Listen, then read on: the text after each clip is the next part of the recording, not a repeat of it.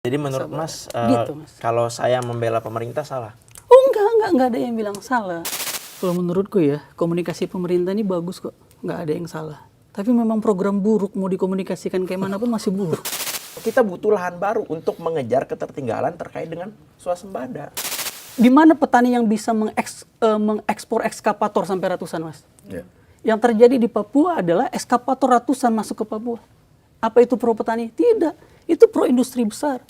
Tapi kan yang ada di Merauke itu kan bukan hutan. Yang ada di situ adalah rawa. Saya Oke. pun pernah. Ya, ya. Ya kan ke rawa itu rawa-rawa yang dialihfungsikan yang sebenarnya enggak bagus. Tapi apakah itu benar-benar tidak berfungsi bagi masyarakat ada di sana? Sama sekali gitu. Ya apa yang diharapkan dari tanah rawa? Seburuk-buruknya presiden, lebih buruk kita tidak punya presiden. Kabinet bayangan ini, menteri-menterinya dapat gaji nggak?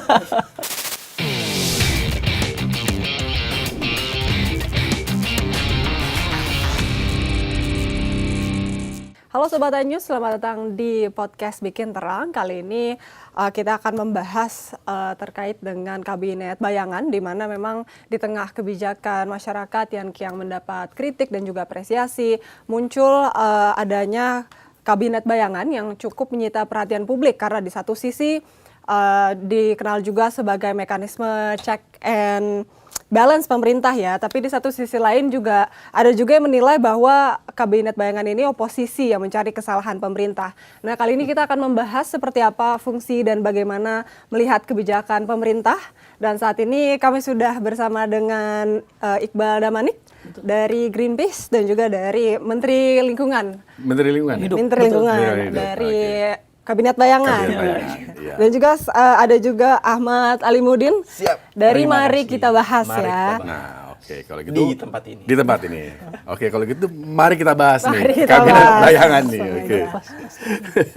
Baik, ini pertanyaan pertamanya ke mana dulu baiknya nih?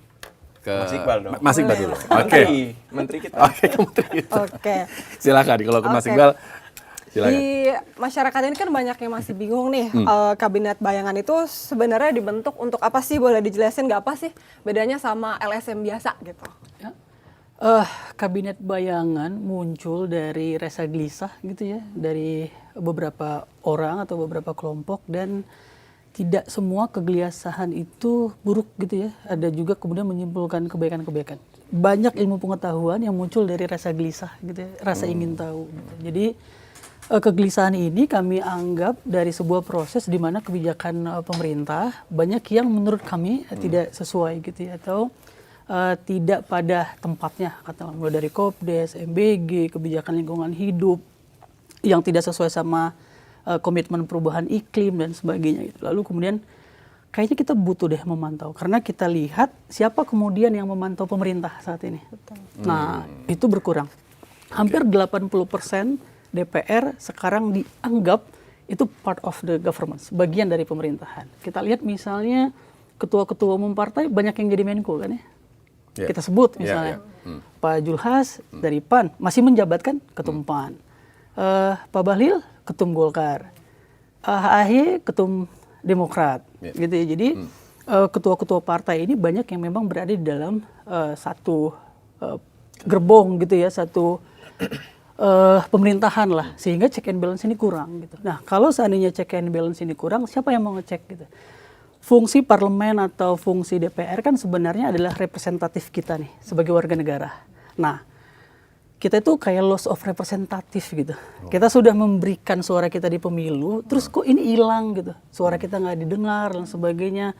Mereka tidak menjalankan fungsi sebagai parlemen gitu ya, yang harusnya memang menguji gitu ya kebijakan-kebijakan pemerintah. Bahkan pada saat pengumuman menteri-menteri ada ketua DPR ya kan di situ, ya wakil ketua lah ya, ada wakil ketua DPR. Jadi kayaknya butuh nih untuk di semacam tepuk punggung sahabat kali ya Mas ya. Bro, jangan kelajuan gitu. Kalau kata orang Samarinda ya, aku dari Kalimantan Timur ya, dia bilang jangan kelajuan, slow aja gitu. Kita lihat dulu ya, semacam ini aja sebenarnya. Jadi rasanya sebenarnya tidak perlu ada yang dirisaukan kalau tidak ada yang terlalu banyak salah. Tapi orang-orang risau biasanya ada kesalahan yang diperbuat sehingga dia harus risau. Tapi ya kita dengar lah bagaimana. Gitu kali Mas. Oke. Baik, ini menarik soal kabinet bayangan. Jumlahnya berapa? 15. Lebih Kami ramping. 15 orang. Iya, ada beberapa menteri beneran. Lebih ramping. Pertanyaan berikutnya, punya wamen nggak? Nggak ada wamen. Masing-masing menteri, nggak Kita ada nggak ada wamen. wamen. Kita nggak ada wamen. Staf sus? Beneran. Kita nggak ada staf sus, tapi kayaknya kita mau buka deh. Siapa tahu banyak orang yang mau mendaftar gitu untuk membantu. Dan udah banyak ternyata. Jadi waktu itu kita mulai dari yang MBG ya. Waktu itu kita beberapa kali postingan gitu ya. Kita mau melakukan gugatan nih ke MK. Ada nggak yang mau bantu? Banyak loh mahasiswa yang mau bantu kita. Termasuk yang kabinet bayangan. Banyak yang mau bantu kita. Apakah mereka jadi tim pengolah data, membuat materi dan sebagainya. Jadi ya kayaknya jadi animo masyarakat tuh kayaknya oke deh gitu. Oke. Nah, pertanyaan berikutnya soal kabinet bayangan ini. Kabinet bayangan ini, menteri-menterinya dapat gaji nggak? Boleh Pertanyaan dong, juga. iya kan? Pertanyaan juga. Ini supaya kita Menarik, tahu ya?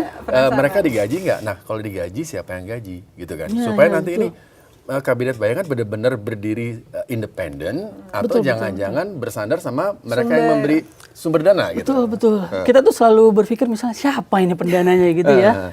Apalagi Mas Salim ini sering banget nih nyebut nama orang gitu. Aku aja nggak kenal gitu. Tapi kita sama sekali nggak ada yang bergaji dan tidak ada pendanaan apapun sampai sekarang. Makanya waktu itu kita melihat kayaknya crowdfunding oke deh kalau seandainya ada yang mau membantu ya event dan sebagainya. Beberapa kali kita patungan dan sebagainya dari banyak 15 orang menteri-menteri ini. Dan sebenarnya nggak ada yang harus pakai uang yang kami lakukan. Apa yang mau pakai uang? Kalau kita mau riset, kita bisa doing research. Sekarang tuh banyak sekali yang bisa kita lakukan gratis, tanpa harus tanpa harus mengeluarkan pembiayaan yang besar untuk melakukan riset. Dan yang perlu diingat adalah ini banyak juga ya.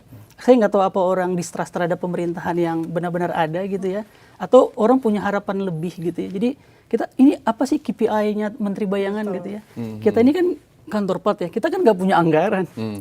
Kita nggak punya gedung misalnya kayak kementerian-kementerian lain gitu. Jadi yang bisa kita lakukan kita hanyalah counterpart.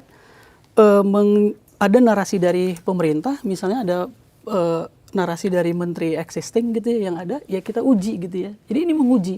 Jadi sebenarnya ketimbang memperdebatkan mimbar dan kabinet bayangannya, mari kita uji gagasannya. Ini menarik sebenarnya. Tidak perlu takut sebenarnya ya dari kubu pemerintah misalnya atau pemerintah untuk kita diuji gitu. Misalnya Pak Kodari bilang jangan kritik-kritik terus lah gitu ya. Atau mantan kepala Bakom, bukan kepala Bakom, siapa dulu? Hasan Nasbi ya misalnya. Pak Hasan Nasbi misalnya bilang kalau kalian boleh kritik, kami juga boleh mengkritik. Nah ini kan juga satu logika yang agak aneh ya, karena kita dikritik, kita publiknya gitu. Nah yang harus kita kritik adalah pemerintahan yang pekerjaan mereka adalah berpengaruh terhadap hidup kita gitu. Jadi kenapa mengkritik pemerintah? Ya karena apapun yang dilakukan pemerintah itu berpengaruh sama hidup kita. Ketika rame-rame untuk orang mengkritik mengganti kepala BGN, itu akhirnya juga didengarkan sama Pak Prabowo ya, akhirnya diganti juga. Begitu kan Mas ya? Betul. Jadi selama ini sebenarnya kalau menurut Mas Alimuddin, pemerintah sudah cukup mendengar dong. Hampir setiap hari orang mengkritik A, mengkritik B, mengkritik C, dan menurut saya sebenarnya nggak ada yang digelisahkan atau nggak ada yang dirisaukan dari kehadirannya kabinet bayangan. Bahkan kabinet bayangan ini kan sebenarnya sama halnya dengan apa yang ada di Inggris misalnya. Di Inggris itu kan karena dia pakai sistem parlementer, ada yang namanya shadow cabinet. Shadow cabinet itu kan biasanya dipakai di sistem parlementer untuk menguji mereka-mereka yang hari ini duduk di kabinet. Kita berharap dengan hadirnya kabinet bayangan ini ada perimbangan kritik gitu. Kalau selama ini kan betul ya, saya sepakat ketika misalnya DPR dianggap terlalu tumpul misalnya. Saya sepakat mungkin suaranya nggak sekencang ketika misalnya Pak SBY jadi presiden, Pak Jokowi jadi presiden gitu. Tapi catatannya adalah jangan salah juga, walaupun misalnya PAN ada di dalam kabinet, PKB ada di dalam kabinet, Golkar ada di dalam kabinet. Kalau misalnya mereka RDP, kencang juga dia ke kabinet-kabinet ini, ke menteri-menteri ini gitu. Bukan berarti ketika satu kabinet nggak ada gesekan, bukan berarti ketika satu kabinet nggak ada kritik dari DPR kepada menteri gitu. Ada, hampir setiap hari. Saya beberapa kali ikut misalnya RDP, Komisi 1, 2, 3 dan sebagainya. Kan kadang ada yang dikasih kalau di atas itu kan, kan kadang saya ikut aja tuh sama teman-teman wartawan tuh. Boleh dong Bang numpang ikut gitu. Saya pengen tahu aja sebenarnya yang dikritik oleh DPR itu sedalam apa sih, sedip apa gitu.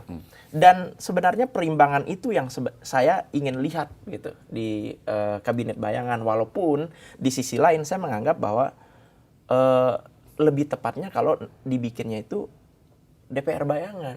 Kenapa saya bilang DPR Bayangan? Karena fungsinya adalah pengawasan. Berarti kan yang lebih utama dikritik di sini adalah teman-teman di DPR. Jadi yang dikritik sama yang akan diawasi sama Kabinet Bayangan hanya kabinetnya atau dengan DPR-nya juga? Ya, karena kan yang mengeluarkan kebijakan itu adalah menterinya ya. Jadi yang diuji argumentasinya ya diuji argumen gagasannya ya gagasan menterinya gitu. Dan kita melakukan pengawasan terhadap si menterinya gitu. Kalau teman-teman mau buat kayak Parliament Watch gitu ya udah ada ya. Ada Indonesian Parliament Watch. Terus ada teman-teman Perludem yang ngawasin DPR sebenarnya. Jadi sebenarnya kerja-kerja pengawasan terhadap DPR tuh bahkan udah cukup lama ya, dan itu udah dilakukan oleh masyarakat sipil. Tapi memang ini jadi menarik sebenarnya Mas. Kenapa sih sebenarnya orang jadi kayak menaruh perhatian gitu ya terhadap Kabinet Bayangan? Ada apa sebenarnya dalam situasi bernegara kita sehingga orang menaruh harapan terhadap Kabinet Bayangan gitu? Yang tadinya kita juga beranggapan bahwa yang sedang kita uji adalah pemerintah yang berjalan gitu. Tapi ternyata ada Adimo yang meletakkan bahwa kita bisa nih ngasih harapan kayaknya ke Kabinet Bayangan gitu. Artinya ada memang satu trust yang harus diperbaiki sama pemerintah saat ini. Bagaimana dia menimbulkan kepercayaan kembali dari publik terhadap mereka gitu. Artinya kan memang harus ada yang dievaluasi ya. Kayak tadi MBG kemudian Kepala BGN dievaluasi kan setelah kena push publik sangat keras sekali ya. Kita mempublikasi yang keracunan gitu ya. Walaupun dibantah sama Pak Prabowo cuma 0, sekian persen ya. Manusia dan korban dijadikan angka statistik gitu ya.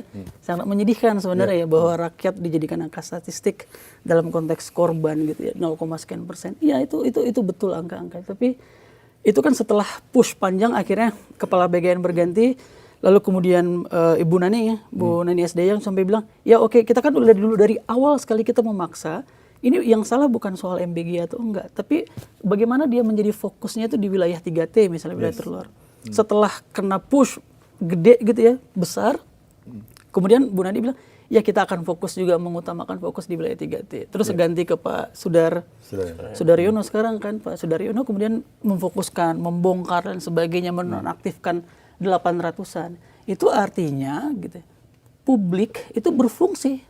Fungsi pengawasannya kepada pemerintah. Jadi jangan dianggap bahwa keributan atau masyarakat kayak Kabinet Bayangan ini membuat bising gitu ya. Jadi publik meminta pertanggungjawaban kepada pemerintah itu adalah hak konstitusional gitu. Dan ketika pemerintah membuat perubahan itu harus diakui gitu. Oke, bahwa kami melakukan kesalahan.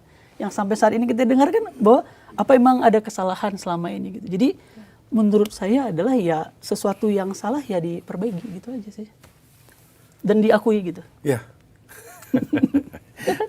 Oke, seru. Nggak jadi baku hantam nih kita Mas. Cas dulu. Harus dong.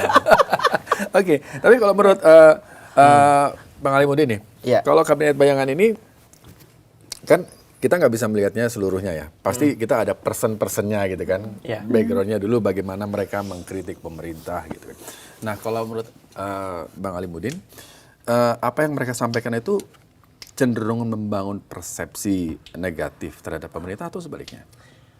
Kalau saya ngelihatnya nggak melulu soal positif atau negatif ya. Artinya nggak cuma sekedar hitam dan putih gitu. Selama ini narasi-narasi yang dibawa oleh teman-teman, baik itu di Kabinet Bayangan atau misalnya di organisasi-organisasi lain, misalnya di situ kan ada ada perwakilan Selyos juga, ada Bang Ferry Amsari juga dan sebagainya. Ya, saya membaginya ke dalam 3 hal. Pertama itu biasanya adalah memang based on data, ya kan? Based on data. Terlepas dari mungkin ada anggapan, oh didanai si ini, di si itu dan sebagainya. Saya pun nggak terlalu pusing soal itu gitu, ya kan? Yang bisa kita perdebatkan kan soal datanya. Data ini penting gitu. Saya pun ketika dulu misalnya memulai untuk menjadi content creator pun karena pengen bicara based on data gitu. Kedua adalah soal sentimen. Sentimen ini banyak banget, ya kan? Banyak yang entah itu mengarahnya ke positif, lebih-lebih ke negatif. Nah, yang mengarah ke negatif ini lebih banyak dibumbui oleh ketidaksukaan dibanding melihat realita yang ada. Artinya ketika misalnya mau memberikan nasihat, kritik, saran, itu hanya melihat satu sisi yang jeleknya aja tanpa berusaha melihat sisi yang bagusnya gitu. Dan kebanyakan sentimen ini jarang saya dengar dari teman-teman yang nomor 1 tadi. Lebih banyak ada di nomor 2 ini. Saya nggak perlu sebut lah, ya kan? Tapi memang banyak gitu. Tapi misalnya contoh, orang desa nggak pakai dolar misalnya, ya kan? Atau londo ireng misalnya. Itu kan sentimen yang kemudian ya kan, kemudian diamplifikasi. Ya walaupun saya nggak tahu siapa yang bermain di ranah amplifikasi itu, tapi menurut saya memang ada satu konteks yang kadang sering dibuang begitu aja. Diputus gitu aja. Jadi fokusnya pada londo irengnya misalnya, atau fokusnya pada orang desa nggak pakai dolar, atau fokusnya pada misalnya yang terakhir itu terkait dengan misalnya contoh di tahun kemarin itu adalah guru adalah beban negara misalnya. Itu kan sentimennya negatif banget, sampai harus mengorbankan satu menteri, gitu loh. Yang saya berharapnya lebih banyak kita itu beradu argumen di konteks nomor 1, soal data, soal realita di lapangan, yang kemudian apa nih masukan-masukannya, oke kita terima masukannya, dievaluasi juga sama pemerintah, dievaluasi sama kabinet, sama menteri pun jangan denial, ya kan, menteri pemerintah juga nggak boleh gitu, terima aja. Ada yang denial menteri? Ya menurut saya mungkin ya, karena memang mereka ya lagi doorstop gitu kan kadang secara psikologis kaget juga kan, gitu. Ya siapapun mau sejago apapun public speakingnya, kalau lagi misalnya doorstop begitu, kadang bingung juga mau jawab apa gitu. Tapi menurut saya ya udah terima aja sarannya, kritiknya, masukannya gitu. Yang paling besar kritik hari ini itu kan ke MBG, ke Kopdes, ke pendidikan. Ini kan satu benang kusut yang menurut saya masalah utamanya ada di komunikasi, gitu. Nah, saya pun melihat dari sisi pemerintah sendiri, itu komunikasinya yang kurang. Kalau komunikasinya benar, saya yakin public trust yang seperti yang yang diharapkan oleh pemerintah kepada teman-teman itu pasti akan terwujud. Tapi syaratnya satu, perbaiki komunikasinya. Kalau menurutku ya, komunikasi pemerintah ini bagus kok, nggak ada yang salah. Tapi memang program buruk mau dikomunikasikan kayak mana pun masih buruk masalahnya. Isinya ya, bukan contohnya? Caranya. Apa contohnya? Iya contoh yang buruk. Kan kalau buruk itu kan tadi misalnya Mas Iqbal ngomong soal. Padahal Mas Salimuddin tadi udah ngomong ya, MBG, Kopdes, Kusut, pendidikan, buruk kan? Sudah disebutin. Sehingga kemudian dievaluasi kan, diamplifikasi. Tapi gini Mas Salimuddin, ada satu posisi yang perlu kita pahami ya dalam konteks ketatanegaraan dan kebijakan publik gitu, bahwa presiden ini adalah jabatan yang melekat 24 jam pada Pak Prabowo. Dalam konteks itu, obrolan Pak Prabowo itu kebijakan gitu. Walaupun dia belum dalam bentuk keputusan presiden dan sebagainya. Jadi apa yang disampaikan Pak Prabowo tafsirnya adalah tafsir kebijakan gitu. Karena melekat pada dia. Kalau presiden tidak melekat, kita punya kekosongan kursi pimpinan negara kan, sehingga melekat.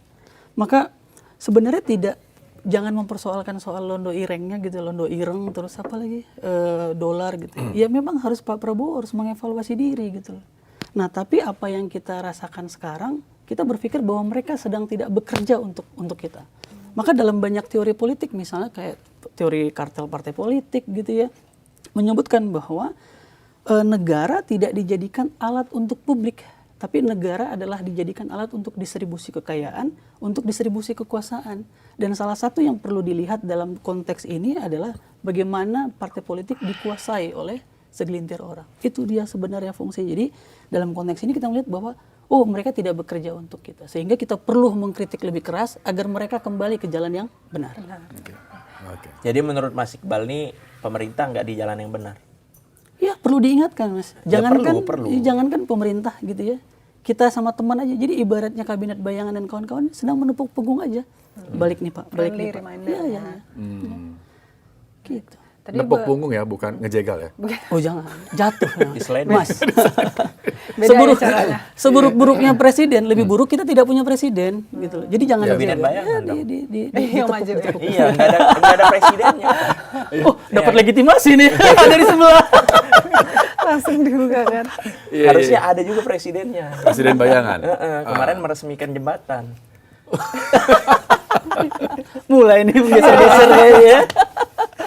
Oke, tapi ngomongin soal apa namanya tadi, Bang Ali Budin menyebut ada dua tadi ya, data dan kebanyakan disampaikan tadi data. Oke, itu data oke. Dan sentimen. Nah, yang kedua nih sentimen. Dari teman-teman kabinet bayangan ada yang sering memberikan sentimen gitu. Kalau dari teman-teman yang ada di kabinet bayangan, sejauh saya pernah berdiskusi misalnya sama Bang Mediaskar, terus Bang Ferry Amsari, sebenarnya nggak main sentimen sih, tapi lebih main emosi. Ya, emosi perasaan. Emosi Coba perasaan. bayangin misalnya orang di desa-desa atau orang di pasar misalnya contoh waktu itu ya. Ya memang mainnya emosi.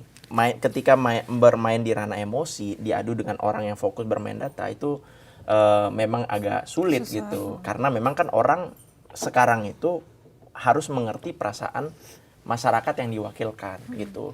Tapi sentimen kalau itu menurut saya ya mungkin itu strategi komunikasi aja, tapi di sisi lain yang lebih parahnya ketika orang-orang di luar teman-teman kabinet bayangan ini misalnya itu banyak misalnya yang bermain bahkan pakai AI nyebarin deepfake misalnya, atau bahkan yang terbaru ada banyak secara serentak konten-konten demo di bulan Juli, bulan Juni, terus termasuk demo Indonesia Gelap dan demo-demo tahun lalu itu disebarkan secara serentak. Ini yang saya maksud sebagai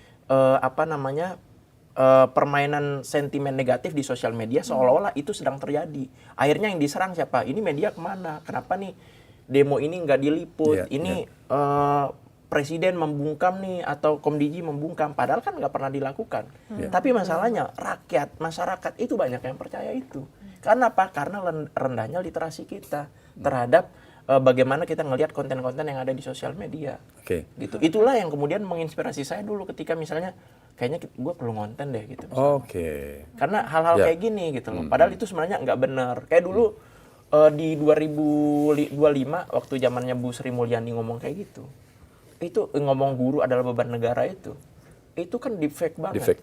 Tapi kan gara-gara itu orang akhirnya entah berantah dari mana dan sampai sekarang saya masih meyakini itu bukan pendemo. Ya sampai sekarang bahkan di sini saya ngomong itu bukan pendemo, tapi itu provokator. Yang kemudian rame kan akhirnya orang ikut karena diprovokasi kan. Ke rumah Ahmad Saroni lah misalnya, ke rumah Nafa Urba misalnya, bahkan ke rumah Bu Sri Mulyani misalnya. Hal ini yang kita nggak ingin terjadi. Kalau misalnya kayak misalnya masukan, saran dari Mas Iqbal dan kawan-kawan di kabinet bayangan, itu sah-sah saja kok. Itu hal baik yang harus didengar gitu. Dan kita mengapresiasi langkah itu. Ketika langkah itu diambil, berarti kan ada itu kan bentuk kecintaan mereka, kecintaan teman-teman kepada Indonesia, bahwa mereka itu masih cinta. Mereka memilih untuk enggak kabur aja dulu dan lebih memilih untuk fokus kita bangun sama-sama negara dengan cara kita ya udah kita fokus sebagai pengkritik, kalian kalau punya solusi ya udah gitu. Bagi saya hargai dan itu adalah langkah yang baik. Gitu. Kabinet bayangan udah punya jubir nih Mas kayaknya. Tadi Bang Ali Budin kan bilangnya berharap kalau misalnya dari kabinet bayangan ini tidak hanya ngasih kritik tapi juga solusi. Kan ya. Kalau dari Bang Iqbal sendiri sebenarnya fokusnya mengawasi kasih kritik juga atau sebenarnya ada kasih solusi pernah atau mungkin seberapa banyak mungkin ada apresiasi atau seperti apa? Bahkan saya pernah loh muji Pak Prabowo. di lingkungan misalnya sesuai dengan di lingkungan hidup misalnya. Sudah pernah? Iya, beberapa kali misalnya kita memberikan bahkan usulan langsung gitu ya untuk mencabut semua izin yang ada di Raja Ampat karena itu menyalahi aturan. Semua itu menyalahi aturan? Itu menyalahi aturan. Karena Permen KKP-nya udah bilang tidak boleh ada penambangan di pulau-pulau kecil. Clear kan? Dan permennya belum diubah, peraturan menterinya belum diubah. Kan kita ngasih saran. Dan saran itu bahkan langsung dieksekusi. 2 tahun sebelum. Jadi kita memberikan saran itu 2 tahun sebelum saya aksi yang kemudian dianggap memalukan Indonesia gitu ya. Gitu ya. Jadi bayangkan kita sebagai warga negara Bahkan kami udah melakukan gugatan. Jadi bahkan hari ini kami kalah nih.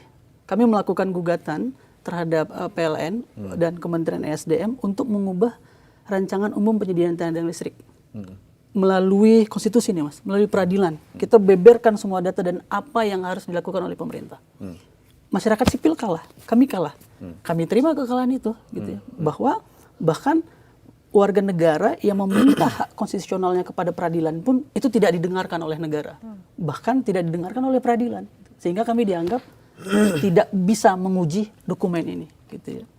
Semuanya kita jelasin bahwa Indonesia perlu melakukan transisi energi, Indonesia perlu keluar dari jebakan industri fosil. Kita beberkan bahwa kompensasi dan subsidi energi ketika terjadi krisis Hormuz itu membuat beban kita mencapai angka 500-an triliun, 480 sekian triliun. Kita jelaskan bagaimana industri nikel kita tidak memiliki kedalaman. Dari 2.341 produksi kita per tahun di Indonesia untuk nikel, satu tahap setelahnya kita langsung ekspor hampir lebih 80%. Jadi sebenarnya hilirisasi yang kita gembor-gemborkan itu bukan bagian dari industrialisasi. Dan less 100% dari nikel di Indonesia, kurang dari 1% yang untuk electric vehicle. Jadi sebenarnya demam transisi energi electric vehicle ini bahkan kami uji dengan data pemerintah sendiri. Dan kita sampaikan bahwa unit kalian harus berhenti di sini, kalian berhenti di sini dan lakukan ini. Gitu ya. Bahkan kita sebutkan misalnya angka deforestasi. 5 tahun yang lalu kita udah bilang bahwa tidak memungkinkan terjadinya deforestasi di Indonesia. Karena apa? Karena kalau kita mau sesuai sama komitmen Indonesia di Paris Agreement terhadap dunia, Indonesia udah nggak memungkinkan lagi terjadi deforestasi. Tapi apa? Pak Prabowo pada saat dia menjadi Menhan itu melakukan deforestasi 700-an hektar di Kalimantan Tengah, di Gunung Mas. Gitu ya. Pak Prabowo bertanggung jawab nggak untuk itu? Itu uang APBN.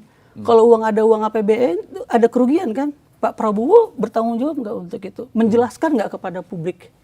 Saya datang langsung ke sana, tahun ke tahun datang langsung ke sana, ngelihat hutan yang tadinya hutan, banyak pohon dan lain sebagainya, tertebang, berganti menjadi singkong, dan singkongnya nggak tumbuh dan nggak panen juga. Kita kritik gitu, kita bilang, bahkan sebelum itu ditebang, udah kita bilang, bahwa ini bukan lahan yang untuk bisa ditebang, bukan lahan yang untuk bisa ditanami. Tapi pemerintah nggak dengar kita kan. Sampai sekarang itu menjadi proyek mangkrak. Kalau tidak mangkrak, buktikan Mas. Atau pemerintah buktikan. Atau uji kalimat saya gitu ya, bahwa yang di Gunung Mas berhasil. Pamentan misalnya. Beliau kan sering gembar-gembor ya, jutaan hektaran sebagainya. Buktikan gitu. Sama kayak tadi waktu ngomongin apa Mas? 2 triliun apa? Penggilingan padi. Ini kan aneh ya. Pak Prabowo itu untuk pangan itu industrialisasi sekali. Beliau mengkritik industri-industri besar kan. Kebijakan Pak Prabowo itu tidak pro dengan petani. Kenapa? Karena beliau setuju dengan yang namanya food estate. Membabat hutan jutaan hektar, membabat hutan ratusan ribu hektar. Dan itu merugikan petani. Ini yang di Papua ya? Yang di Papua. Dan itu menggunakan militer. Itu menggunakan industri. Di mana petani yang bisa mengekspor ekskavator sampai ratusan Mas? Yang terjadi di Papua adalah ekskavator ratusan masuk ke Papua. Apa itu pro petani? Tidak. Itu pro industri besar. Jadi sebenarnya salah kalau Pak Prabowo itu bangga dengan petani. Pak Prabowo nggak bangga sama petani kita. Karena Pak Prabowo lebih setuju dengan industrialisasi melalui food estate ketimbang menggunakan petani. Kalau Pak Prabowo memang benar-benar peduli dengan petani, maka Pak Prabowo harus menjadikan petani garda terdepan dan menjadi tulang punggung di dalam pertanian Indonesia. Buktikan di mana program Pak Prabowo yang menjadikan petani tulang punggung pertanian di Indonesia. Ada. Mas Alaimuddin punya buktinya Pak Prabowo menjadikan petani menjadi tulang punggung? Jadi gini, kita nggak bisa bilang bahwa Pak Prabowo nggak peduli petani hanya gara-gara satu narasi yang terus disebarkan oleh teman-teman dari Kabinet Bayangan atau Mas Iqbal gitu ya. Karena sebenarnya gini, kalau memang presiden itu nggak peduli pada petani, maka sampai hari ini harga pupuk pasti mahal. Tapi faktanya sampai hari ini justru petani itu menikmati harga pupuk yang murah. Bahkan lebih murah 20% daripada harga pupuk pasaran. Ya kan? Terus juga yang Mas Iqbal omongin terkait dengan misalnya tadi ada lahan hutan yang ditebang dan Alih fungsi lahan dan lain sebagainya. Tapi kan yang ada di Merauke itu kan bukan hutan, yang ada di situ adalah rawa. Saya pernah, ya kan, ke rawa itu rawa-rawa yang dialihfungsikan yang sebenarnya nggak bagus gitu. Makanya Bang Ali Mudin ke sana? Cek ke sana? Iya. Makanya waktu itu kan diajak sama Nusron Wahid. Ayo, kalau memang kita buktikan bareng-bareng. Ingat nggak waktu Nusron Wahid misalnya di UGM? Di UGM yang waktu itu ribut-ribut, marah-marah gitu kan. Itu kan Nusron Wahid ngajakin ke sana. Ayo dong, kita buktikan bareng-bareng gitu. Itu adalah lahan rawa yang nggak berfungsi sehingga difungsikan. Masalahnya adalah kenapa kemudian dinarasikan seolah-olah nggak peduli petani? Karena memang kan dibuka lahannya di situ. Kita itu nggak cukup banyak lahan di Jawa atau di daerah-daerah lain untuk lahan baru karena perkembangan pertumbuhan penduduk ini kan besar. Ya kan, kita butuh lahan baru untuk mengejar ketertinggalan terkait dengan swasembada. Dan sampai hari ini swasembada kita itu udah lumayan baik gitu. Untuk percepatan menuju swasembada pangan itu kan udah lumayan baik. Kita surplus beras, kita surplus beberapa komoditi lain, ada 8 komoditi. Ya walaupun beberapa lainnya masih impor gitu. Tapi artinya kan ada hal baik yang sudah dilakukan oleh pemerintah. Kan nggak bisa simsalabim dalam kurang dari 2 tahun semua hal bisa tercapai begitu aja gitu loh. Saya mau dalamin soal tanah rawa tadi yang disebut Bang Ali itu tidak banyak berfungsi di sana ya. Betul. Tapi apakah itu benar-benar tidak berfungsi bagi masyarakat ada di sana? Sama sekali gitu. Ya, apa yang diharapkan dari tanah rawa?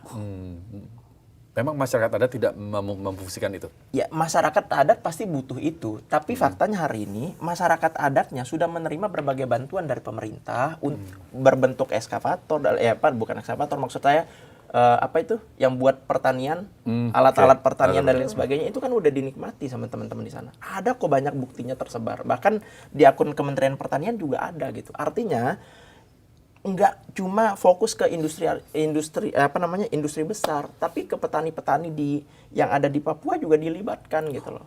Nggak cuma hanya sekedar oke nih kita buka nanti yang bawa ini dan sebagainya, enggak. Petani-petani di sana ada kok yang menikmati akhirnya dibukain lahan untuk sawah, cetak sawah dan lain sebagainya. Bahkan udah tanam padinya dan lain sebagainya ada gitu. Udah tarik nafas nih kamu. Kayaknya mau menjawab nih. Udah mulai mau ribut. Tapi kalau seandainya pernyataan Mas Salimuddin ini adalah pernyataan pemerintah, sebenarnya sedih banget ya. Saya bukan pemerintah. Iya. Kalau saya bilang tadi kan Mas Salimuddin udah kenal sama Pak Prabowo misalnya dari 2009 gitu. Iya. Atau ya punya akses lah pada Pak Mentan. Saya cuman mau bilang kayak gini, percayalah sama ilmu pengetahuan, percaya sama laporan-laporan riset gitu ya. Kebakaran hutan terbesar pertama kali di Indonesia itu di wilayah gambut yang dibuka jadi food estate di zaman Soeharto. Karena dianggap rawa gambut itu.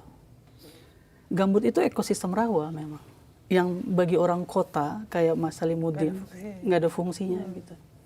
Gambut itu tuh namanya ekosistem rawa. Kalau dia ekosistem rawa artinya apa Mas? Basah. Gitu. Kalau dia basah, begitu terjadi kekeringan kayak El Nino sekarang, dia kebakar. Bayangkan kerugian yang udah dirasakan sama masyarakat Kalimantan Tengah gitu ya Mas. Gara-gara dibukanya tuh tahun 97-96. Kebakaran berulang selalu di Kalimantan Tengah itu pada wilayah yang dibuka tadi gitu. Jadi ketika ekosistem kita buka, menurut kita itu bukan bencana, tapi itu jadi bencana.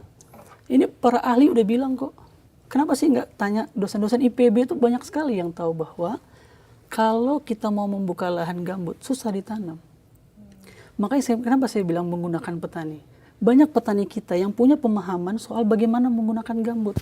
Lihat bagaimana gambut ditanami padi sama masyarakat Sumatera Selatan. Di Sumatera Selatan itu padi ditanam di tanah gambut, tapi tidak dibuka gambutnya, dia disebar gambutnya. Tapi memang lebih mahal daripada yang di Jawa. Merauke itu jarang sekali kebakaran hutan. 2 tahun terakhir setelah ada program food estate, kebakaran hutan terbesar di Indonesia di tahun 2024 dan 2005 adanya di Merauke. Karena pembukaan lahan tadi. Karena pembukaan lahan. Kenapa? Kering. Disebut tadi tidak bukan hutan. Tapi Pak Raja Juli, Pak Julhas juga mention bahwa mereka melakukan pelepasan kawasan hutan. 481 hampir 500 ribu gitu ya. Uji kalau yang saya sebutkan ini salah gitu ya. Nah, kawasan itu adalah kawasan hutan yang dia punya fungsi ekosistem. Yang di situ hidup biodiversity, hidup keanekaragaman hayati.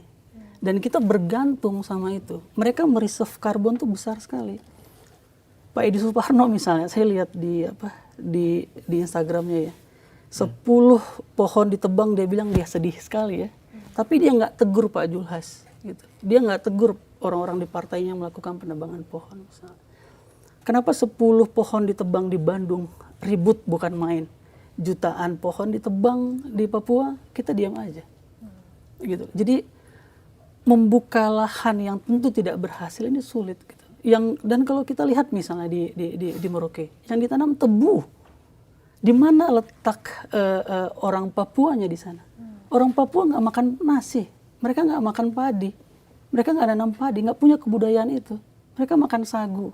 Bahkan di wilayah pesisir Melayu dimanapun mulai dari Aceh sampai Papua, bahkan di kampungnya Mas Lebih di daerah Sumbawa. Ya, di Sumbawa di Bima, sagu itu jadi banyak makanan pokok gitu. Jadi di Sumbawa nasi Bima, di Bima Sumbawa, Pulau Sumbawa masih nasi. Jadi ada banyak tempat gitu ya, yang kita tuh harus perhatikan sebenarnya mereka punya kebutuhan apa. Jadi di wilayah Sulawesi misalnya juga banyak. Kenapa kita harus membuka lahan sebegitu besar yang belum tentu berhasil?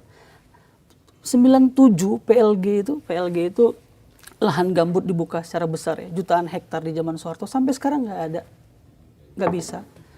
Yang saya bilang tadi, uji deh. Siapa yang bisa membuktikan bahwa 700 hektar lahan yang pernah dibuka Pak Prabowo pada saat dia menjadi Menhan berhasil? Singkongnya gitu. Yeah. Mau dibela gimana pun, nggak bisa. Makanya saya bilang, kalau program udah buruk, akui aja buruk. Lakukan evaluasi gitu. Mau dikemas apapun Mau dikemas apapun gitu. Kenapa kelagapan nih, Bakom dan sebagainya, memoles citra gitu ya. Di dalam komunikasi politik ya Mas ya, ini pesan juga nih bagi orang-orang yang di politik gitu ya. Di dalam posisi election atau pemilihan gitu ya, memoles citra itu baik gitu ya. Tapi dia akan diuji setelah dia terpilih. Jadi Pak Prabowo ini sedang diuji kan di tahun pertama, di tahun kedua pemerintahannya.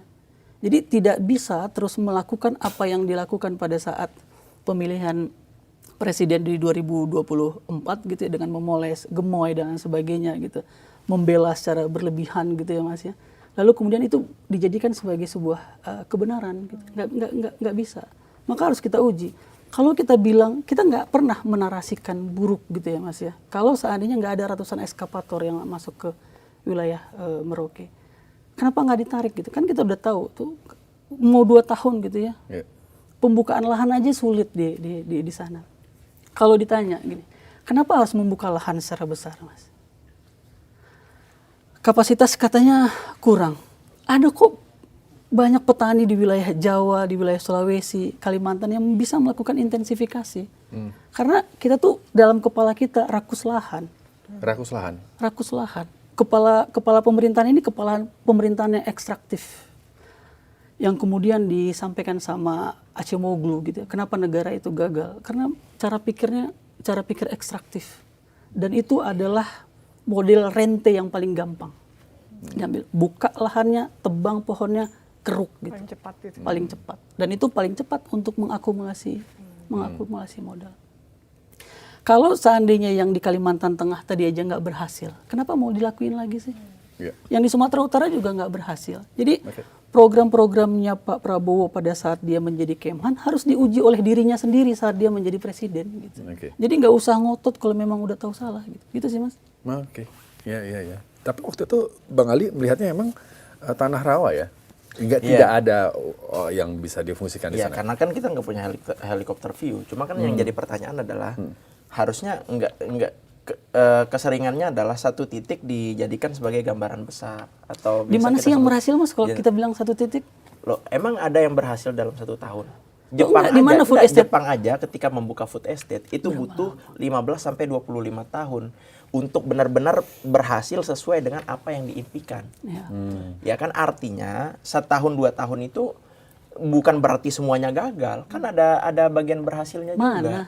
Ya, silakan. Tadi kalau misalnya Bang Iqbal bilang buktikan, maka saya juga bisa dong ngomong silakan buktikan omongan saya. Iya, mana yang berhasil? Di Kalimantan Selatan juga ada. Mana yang berhasil? Di Kalimantan Tengah maksud saya, sorry. Di Kalimantan Tengah ada yang berhasil. Di Merauke juga ada yang berhasil. Faktanya ada. Kalau nggak ada, nggak mungkin ada orang-orang Papua yang sampai hari ini bahkan menikmati itu. Bahkan mereka senang dengan itu. Bahkan mereka mendapatkan bantuan dari pemerintah. Mereka bisa tanam padi. Mereka bisa dibeli padinya dengan harga yang baik. Itu kan bentuk dukungan pemerintah kepada petani. Sorry, berarti di Papua itu sudah ditanam padinya? Sudah dong, udah ada yang jalan, walaupun sebagian lain juga nggak semuanya sudah jalan gitu loh. Yang di mana, Mas? Yang di Merauke. Yang di Merauke. Desa apa coba? Ya saya nggak hafal nama desanya. Ini menarik ini. Aku ke Merauke. Greenpeace lama di Merauke. Di Merauke ini panjang, Mas. Biar detail ya, Mas. Aku kasih tahu, Mas. Jadi ada laporan Greenpeace di Merauke soal food estate. Mas Alimuddin bisa baca. Masuknya food estate atau beras di Merauke itu sejak zaman Orde Baru. Gitu. Saya baca. Bahkan ada nama-nama yang dia itu nama-nama Jawa.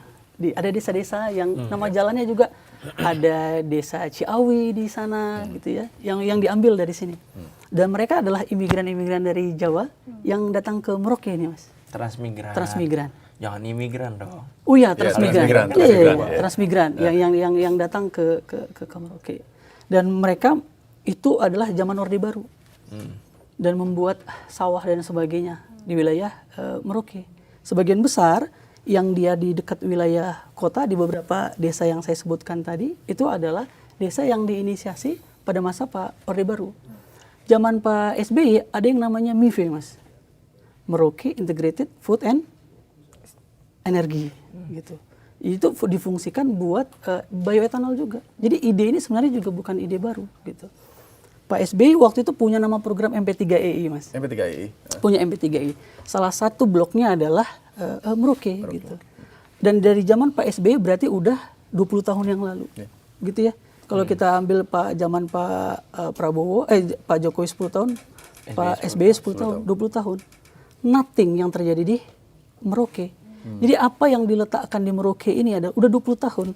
Tadi katanya berapa, Mas? Jepang 15 tahun. 15 tahun. Ini udah kita buktikan programnya udah 20 tahun. Nggak berhasil. Nggak ada yang berhasil. Tunggu lagi 20 tahun lagi. Jadi apa ya? Ini kan sebenarnya soal kebesaran hati gitu ya untuk bilang ini salah dan nggak mungkin berhasil. Jadi dan acuan tahunnya mau ditarik dari Presiden Prabowo atau dari SBY ini? Kan yang dikritik dari tadi kan Presiden Prabowo. Oh, enggak, makanya saya bilang, makanya gini, Mas, kita tuh butuh membaca detail situasi ini gitu. Jadi makanya saya bilang tadi, apa yang terjadi soal food estate di Merauke itu bukan hal baru. Yang Mas klaim berhasil tadi ya, ada padi dan sebagainya, itu udah adalah yang mulai dari zaman Pak Pak Soeharto, zaman Soeharto, yang para transmigran Jawa, makanya ada banyak desa nama jalan di sana berasal dari Jawa Barat gitu ya. Tapi itu orang-orang Papua semua, Mas. Gimana Apa, dong? Mas? Oh iya? Tapi itu orang-orang Papua semua itu. Aduh, ini dia nih. Iya, yang saya tahu itu semua orang Papua. Yang ngobrol sama saya pun kebanyakan orang Papua. Itu bukan orang Jawa malah. Gitu. Inilah makanya saya bilang pemerintah tuh butuh ini ya, percaya pada ilmu pengetahuan, melakukan kalau riset. Kalau nggak percaya ilmu pengetahuan, melakukan nggak mungkin dong kita membuat kebijakan. Jadi saya balik ya. Jadi kita tahu bahwa dari zaman Soeharto ini program udah ada food estate ini. Gitu. Makanya saya bilang tadi Pak SBY punya yang namanya MIFI, Mas. Kalau Mas mau ada MP3EI namanya. Mas bisa baca, bisa kayaknya banyak di online ya. Banyak. Ada di MP3EI. Salah satu koridornya adalah Merauke gitu. Tahu nggak, Mas, sama siapa yang di Merauke? Apanya? Program yang MIFE di Merauke. Nggak tahu. Nah itu dia gitu. Kalau kita bisa lihat, membaca lebih detail, kita bisa tahu sebenarnya perusahaan mana, kapan izin konsesinya diberikan. Di wilayah sekarang itu dulunya konsesi siapa? Wilayah padi itu konsesi siapa coba, Mas? Siapa? Siapa, Mas? Nggak tahu kan? Makanya saya bilang, kalau kita mau baca lebih detail situasinya, kita akan tahu siapa yang punya konsesi padi di sana, siapa yang punya konsesi tebu di sana, dan siapa yang menerbitkannya. Itu udah dari zaman Pak SBY selama 10 tahun. MIFE kemudian akhirnya dievaluasi kan sama Pak Jokowi. Selama 10 tahun kemudian dijadikan koridor dulu. Tapi dulu namanya bukan food estate, tapi lumbung pangan. Lumbung pangan, ya. Lumbung pangan dan energi di zaman Pak Jokowi. Artinya zaman Soeharto udah pernah. Zaman SBY udah pernah. Zaman Pak Jokowi udah pernah. Lalu ada lagi tuh di zaman Pak Prabowo. Makanya saya bilang, kenapa harus dipaksakan ada program yang memang udah puluhan tahun nggak berhasil gitu. Kenapa harus dipaksakan dibuka gitu? Apakah ada rente di sini? Apakah ada orang yang mengambil keuntungan di sini? Siapa pemilik konsesi lahan ini? Siapa pemilik eskapator yang masuk di Papua? Mungkin Mas Salimuddin bisa jawab. Siapa yang pemilik eskapator? Kalau itu saya nggak mau terlalu jauh sampai situ. Bagi saya adalah food estate yang hari ini diperjuangkan oleh Presiden, murni cita-citanya adalah untuk memperjuangkan agar kita bisa swasembada pangan. Gitu. Karena kan sampai hari ini kita masih menuju pada swasembada pangan. Walaupun 8 komunitas kita itu udah surplus, walaupun ada beberapa yang mungkin belum surplus gitu. Tapi ya harapannya ke depan kan di tengah gejolak ekonomi, gejolak politik global dan lain sebagainya, kita jangan sampai malah jadi negara yang miskin. Kita bahkan nggak mampu mencukupi kebutuhan dalam negeri. Gitu. Cita-citanya bagus dong berarti, supaya kan, kita bisa swasembada pangan gitu. Tapi kebijakan itu buktinya memiskinkan kan. Ada petani yang terampas tanahnya, ada bahkan Pak Franky, ada banyak petani yang melakukan gugatan sampai masyarakat adat Papua datang ke MA untuk memperjuangkan hak konsesionalnya. Gitu. Oke. Mas Salimuddin, aku mau bilang. Oke, baik. Okay. Saya ke Bang Alimuddin. Mungkin nanti Siva bisa ke Bang Iqbal ya. Kalau satu saat nih target swasembada tercapai, tetapi Indonesia kehilangan jutaan hektar hutan alam ya. Apakah menurut Bang Alimuddin tetap bisa disebut ini sebuah keberhasilan? Oke, kalau saya nggak ingin memisahkan apa yang menjadi kekhawatiran teman-teman baik itu di Greenpeace ataupun di Kabinet Bayangan misalnya dengan apa yang menjadi cita-cita Presiden. Bagi saya apa yang disampaikan oleh teman-teman Kabinet Bayangan dan Greenpeace itu adalah sah. Itu adalah bentuk kekhawatiran dan bentuk kekhawatiran itu patut menjadi bahan evaluasi. Tapi kita juga nggak boleh mengenyampingkan apa yang menjadi harapan besar kita di tengah gejolak ekonomi dan politik global ini. Kita juga perlu menyiapkan diri. Menyiapkan diri ketika nanti tiba-tiba terjadi perang, ketika nanti tiba-tiba kita harus dihantam oleh berbagai badai dan lain sebagainya. Maka kita udah siap gitu loh. Nah, masukan-masukan dari teman-teman ini kan bagus. Itu nanti dijadikan bahan evaluasi. Oke, kalau misalnya masukannya apa nih? Kita perlu perhatikan bagian ini. Ya dimasukin ke situ. Artinya bagi saya nggak ada yang perlu ditolak gitu loh. Masukannya diterima, programnya dijalankan.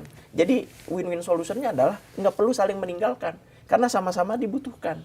Kita butuh pangan, kita juga butuh untuk memperhatikan lingkungan. Butuh masukan juga. Butuh masukan. Justru masukan itu kan harus dipikirkan gitu.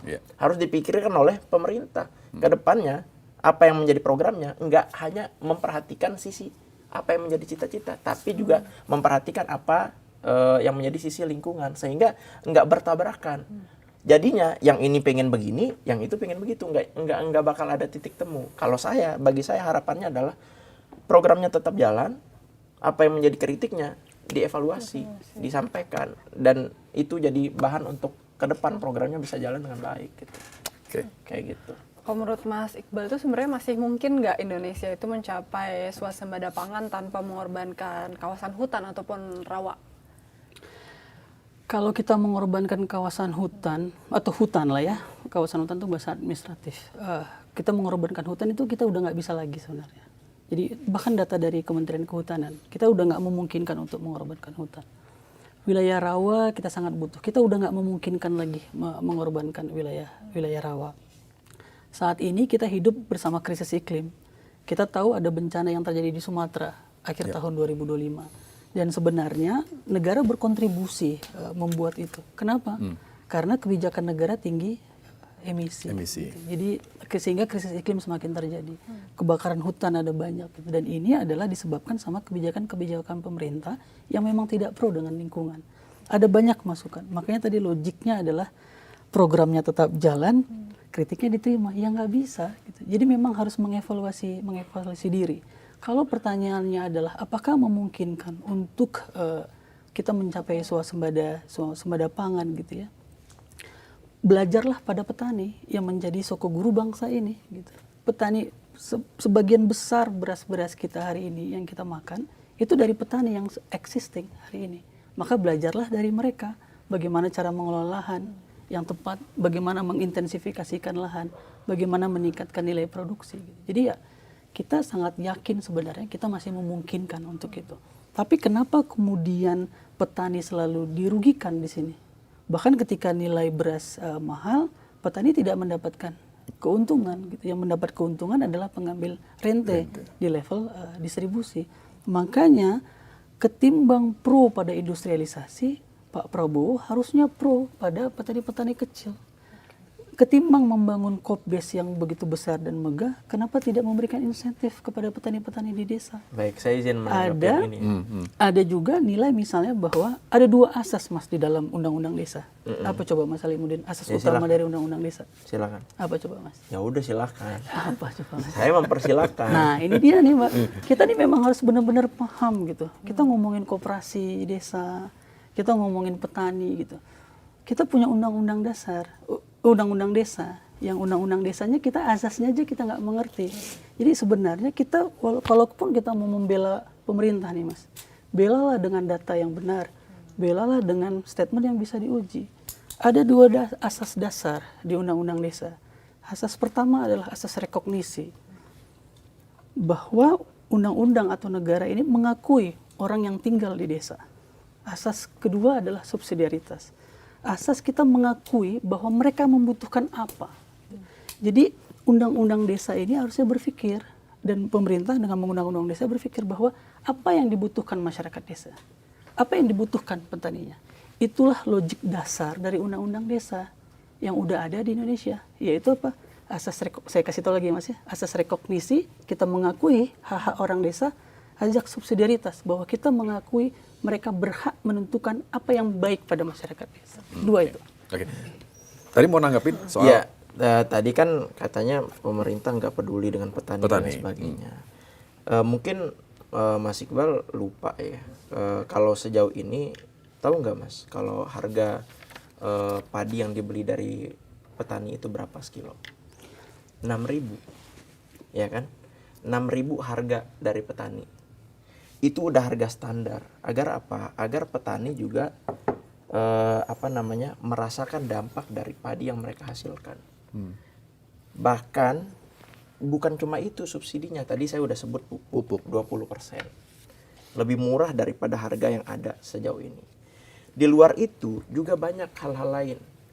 Kenapa misalnya harga beras tinggi? Nggak cuma soal harga berasnya tinggi, kan dibeli dari petani juga tinggi. Kita kan pengen peduli pada petani, maka bentuk kepeduliannya adalah kita singkirkan tengkulaknya, fokus pada petaninya. Uji Makanya Mas pernyataanmu siang itu. Kita beli harga dari petani tinggi. Iya dong. Coba uji Mas. Harga 6.000. Silakan uji. Nah, Silakan bagaimana uji. menentukan petani itu untung atau enggak Mas di dalam statistik? Gimana? Iya ini saya tanya. Makanya kan Mas mau uji. Mas bilang membeli dari petani. Di mana Mas? Ya saya Untuk bukan orang melihatnya. statistik. Ya, makanya Cuma kan artinya dibanding dengan sebelumnya. Makanya, sebelumnya nih Mas. Sebelum pemerintahan Prabowo itu kan harganya 3.000. Makanya Mas, kita sekarang naik jadi 6.000. Ada kenaikan harga. Ada kenaikan harga. Nah, itu inilah kan perlu kita akui. Inilah yang disebut, Karena memang kadang seringnya nyari celah gitu. Enggak nyari celah. Inilah yang disebut bahwa kita harus melihat detail. Bahkan data itu juga harus kita lihat detail Mas. Untuk mengetahui petani untung atau tidak dari yang dia tanam, dilihat dari nilai tukar petani. Ada NTP namanya. Gitu. Jadi kalau harga berasnya dibandingkan sama harga modal dia, gabah gitu ya, maka lebih tinggi, maka dia untung. Kalau kita lihat betul, yes, harga nilai tukar petani itu naik gitu. Tapi kalau kita sandingkan dengan inflasi, mereka nggak setimpal dengan itu, dengan ada yang sekarang. Sehingga angka yang kita sampaikan besar tadi, apalagi tinggi sekali. Sebut aja sebenarnya, jangan sebut tinggi. Ya ada kenaikan, tidak maksimal, tidak optimal, kita akan optimalisasi. Apa sih susahnya ngomong kayak gitu ya? Dan kemudian itu ketika... kan tugas kementerian, bukan Ya, tugas ya, saya. itu makanya ketika kita mau membela, sehingga kita tahu apa yang harus dilakukan. Terlalu banyak kita memuji Pak Prabowo, terlalu banyak kita membela Pak Prabowo, dia nggak tahu letak salahnya di mana gitu. Jadi kita juga, apalagi Mas Salimuddin, perlu lihat gitu ya, betul lihat bahwa ada yang salah di sini. Sama kayak tadi misalnya harga pupuk. Tahu nggak bagaimana kita cara mengakses pupuk, Mas?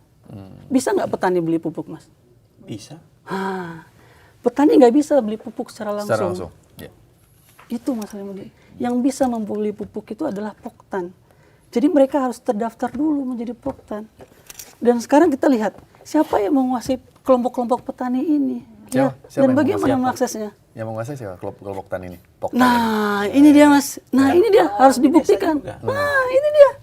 Buktikan Mas, tanya sama Pementan. Siapa orang-orangnya? Ya kan, apa warna bajunya gitu ya. Oh, oke. Nah, bagaimana Tapi mereka bisa warga mengakses? desa nggak? Ya makanya lihat Mas, Iya, makanya mereka saya warga bilang, desa nggak? makanya saya bilang bahwa Kebanyakan kan memang warga petani desa. nggak bisa beli pupuk secara langsung. Kalaupun mereka ada afiliasi mereka politik, juga itu kan urusan lain. mereka juga dikontrol gitu Mas. Jadi ada banyak tadi logik-logik bahkan statement Mas Salimuddin yang memang bisa diuji. Jadi makanya saya bilang kalau kita mau memberikan jadi gini, di dalam Islam itu ada Mas Salimuddin Islamnya bahwa merugilah orang-orang demi masa ya, merugilah orang-orang atau manusia yang lupa saling menasihati dalam kebenaran dan kesabaran gitu Mas. Jadi kalau kita mau membela, maka kita belalah dengan kebenaran dan kita belalah. Jadi menurut Mas, gitu, Mas. kalau saya membela pemerintah salah? Oh enggak ada yang bilang salah. Tapi kita perlu membela pemerintah itu dengan data juga. Jangan Kan selama ini saya serampangan, pakai data. jangan Nggak serampangan. pernah serampangan. Kita udah uji tadi Mas dari sini. Ada beberapa kali saya uji pernyataan Mas. Jadi Iya. maksud saya adalah kita betul-betul tahu diri gitu loh. Kapan kita harus membela dan kapan kita harus mengkritik. Makanya saya bilang tadi, saya pun pernah memuji Pak Prabowo Kapan? yang program 100 gigawatt. Oh, 100 Bahwa gigawatt. bahkan beliau pernah bilang Indonesia can hit 100% renewable energy in 10 years. Saya uji beliau bahwa itu adalah komitmen yang baik, itu adalah komitmen yang bagus. Sekarang dokumen pidato itu ada di mana? Di mana beliau akan membangun 100 gigawatt itu dan bagaimana mereka akan keluar dari renewable energy. Maka saya pun melakukan riset. Begini cara Pak Prabowo untuk membangun renewable energy yang lebih banyak ketimbang energi fosil gitu. Makanya kita tidak hanya mengkritik Pak Prabowo, kita kritik juga Pak Bahlil kan dalam kebijakan energinya. Kita kritik juga para Raja Juli kenapa dia memberikan kawasan hutan. Saya kritik juga Pak Nusron Wahid kenapa kemudian banyak kasus sawit dalam kawasan hutan yang tidak tuntas misalnya dengan ada PKH gitu. Jadi ya kita butuh seimbang gitu ya. Baik. Terima kasih Mas Salimuddin. Ini menarik. Ini menarik ya. Belum Siva? selesai. Oh belum selesai. Gue udah mau selesai. Dia pengen pamit aja nih. Oke, 1 menit. Silakan. Enggak. Silakan. Enggak, tadi kan Mas yang mau nanya. Mas yang mau ngomong. Enggak, dia tadi kan terima kasih. Oh iya, gue terima kasih udah didengerin gitu. Enggak, tadi saya mau bilang begini, ini menarik diskusinya, begitu kan. Dan memang apa yang disampaikan Bang Ali tadi kan di awal, memang harusnya fungsinya kabinet bayangan ya memang seperti ini, memberikan masukan, gitu kan. Memberikan masukan dan pemerintah juga tidak boleh alergi dengan masukan-masukan itu, asal sesuai dengan data, tidak sentimen begitu ya. Betul, Oke. betul. Oke. Bagi saya Mas Iqbal bagus kok. Sesuai ya berarti. Sesuai kok. Salaman nggak kita nih? Salah dulu, oke. Beliau jadi menteri soalnya. Wah, Siap jadi staf sus nggak Mas? Dirjen. Ini. Oh dirjen. Komisaris. Ya nggak bisa. Oh siapapun menterinya Komisaris Salimuddin gitu katanya. Baik, demikian Sobat iNews perbincangan di Bikin Terang kali ini menarik untuk disimak nantinya. Terima kasih buat Bang Iqbal sudah hadir di sini, baru memberikan perspektif juga kepada Sobat iNews. Bang Ali Mudin juga terima kasih juga. Siap. Dan semoga saja perbincangan ini nanti juga bisa menjadi pencerahan juga mungkin ada menteri yang mendengar. Siap, Ya, pasti. kita pastikan. Kan udah didengar menteri. Menteri yang kabinet Benar, merah putih. benar. Gitu. Karena Menteri, benar. menteri yang punya Kan katanya- kebijakan dan anggaran. Nah, gitu Mas. karena Bung Alimuddin ini Tapi saya sebenarnya pengen nanya nih. iya betul. Pengen nanya sebenarnya nanti kan mau keliling Indonesia. Saya harapannya ke depan tuh kalau bisa jangan cuma berhenti di kabinet bayangan, tapi ngebayangin juga gitu, benar-benar masuk ke kabinet. Oh, Caranya oke. gimana? Minimal masuk partai, ya kan? Ikut kaderisasi, Iya. ikut pertarungan. Kan Iya. saya bangga banget kalau lihat Mas Iqbal nanti tiba-tiba ada balihonya calon anggota DPR gitu. Habis itu kritik dari sana kan. Siapa tahu jadi penggantinya Bang Fahri misalnya. Tapi semua orang ada tempatnya, semua orang ada fungsinya, Mas. Kita serahkan fungsi itu kepada teman-teman yang lain. Kami Baik. cukup menjadi akademisi saja. Ini menarik perbincangan yang saling mendukung sebenarnya ya. Dengan cara yang berbeda-beda. Pasti tadi bayangannya kita bakal banting meja. Iya. Terima kasih Sobat News. Demikian Bikin Terang kali ini, saya Rizky Hasan. Saya Syifa Nifa. Terima kasih dan sampai jumpa.